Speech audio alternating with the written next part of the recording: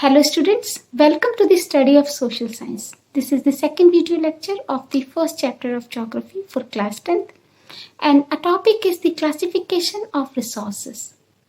Resources are all the materials available in an environment to satisfy our needs. Now the resources can be classified in the following four ways. First is on the basis of origin, then we have on the basis of exhaustibility, and the third is on the basis of ownership, and the last one is on the basis of status and development.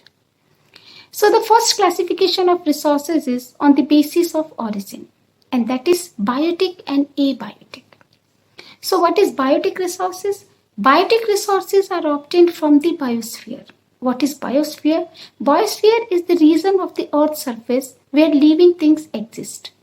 So biotic resources are the resources which have life, such as human beings, flora and fauna, fisheries, and livestock. Now coming to the abiotic resources. Abiotic resources are those resources that do not have life, or all the non-living things are called abiotic resources, such as rocks and matter. So biotic resources are the living organisms, and abiotic resources are the non-living things. And the second kind of classification is on the basis of exhaustibility, that is renewable and non-renewable resources. The renewable resources are the resources that can be renewed or reproduced by physical, chemical or mechanical process. For example, solar energy, wind energy, water and forest. Further, renewable resources can be also classified into two groups, continuous resources and flow resources. So continuous means something which does not have a stop. These resources always exist. For example, rainfall, wind energy, solar energy. And flow resources are the natural resources like running water, forests, and wildlife. These resources depend on certain factors like rainfall and climate. That means if there is no rainfall, there will be no water in the river and the forest will be dried up. And what are the non-renewable resources? The non-renewable resources cannot be renewed or replenished because they take millions of years in formation.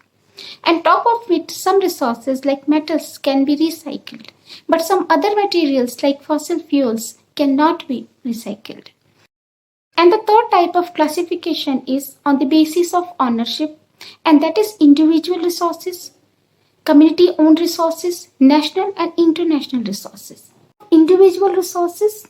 Individual resources are privately owned by individuals. For example, farmers have land in village side. And in urban side, we have houses, land and other properties. As we have bought them, so we can do whatever we want to do with them. Next is community-owned resources. Community-owned resources are accessible by all the members of the community. Means all the members of the community can use these resources. These resources are meant for public. For example, playgrounds, ponds, and public parks. And the third is national resources. Basically, all the resources belong to the nation.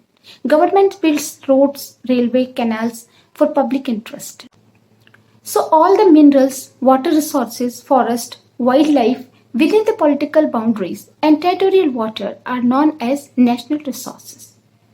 So what is the meaning of territorial water? The oceanic area up to 12 nautical miles from the coast of a country is called territorial water. So the territorial water and the resources within it come under the category of national resources. And next is international resources. International resources are regulated by the international organizations such as the United Nations.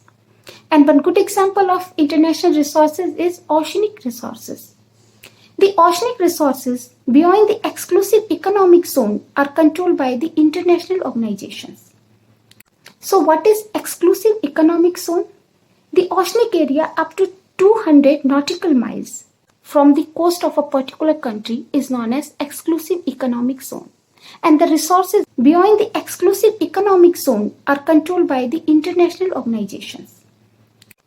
And the last classification is on the basis of status and development. That is potential, developed, stock and reservoir. Now what is the meaning of potential resources? Potential means something which has more ability. So potential resources are the resources that are found in a region and they have enormous potential, but they have been not utilized yet. For example, solar energy in Rajasthan and wind energy in Gujarat. And the next one is developed resources. Developed resources include coal, petroleum, and iron. Their quantity and quality have been determined and they are currently in use. Next, we have stock resources. The meaning of stock is that we have something but we don't use it. Similarly, stock resources are the resources which are available but we do not have appropriate technology to use it. For example, the two gases, hydrogen and oxygen, can be used as a rich source of energy, but we do not have the required technology to use it. And the last one is reserve resources. Reserve resources are the part of stock resources, but they can be utilized by available technology. Means we know how to use these resources.